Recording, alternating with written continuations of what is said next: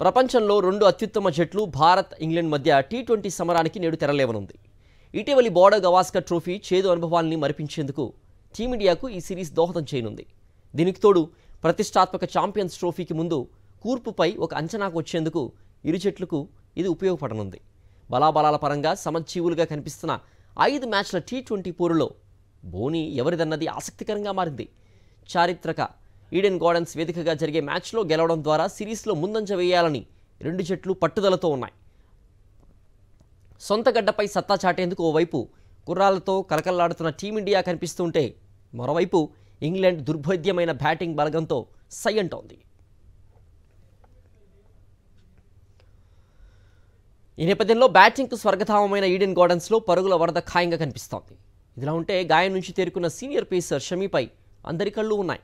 Champions ట్రోఫీకి ముందు Shami fitness నిరూపించుకునేందుకు ఈ series మంచి అవకాశం కానుంది. సూర్యకుమార్ యాదవ్ కెప్టెన్సీలో బరిలోకి దిగుతున్న టీమిండియా తుది జట్టులో 2 పేసర్లు 2 స్పిన్నర్స్ ఉండే అవకాశం ఉంది. ఆల్రౌండర్ల కోటాలో సుందర్, నితీష్ ఇద్దరిలో ఒకరికి చోటు దక్కనుంది. మ్యాచ్కు ముందే ఇప్పటికీ ఇంగ్లాండ్ తుది జట్టును ప్రకటించగా యువ బ్యాటర్ జాకబ్ బెథెల్ విధ్వంసం కోసం ఫ్యాన్స్ ఆసక్తిగా ఎదురుచూస్తున్నారు.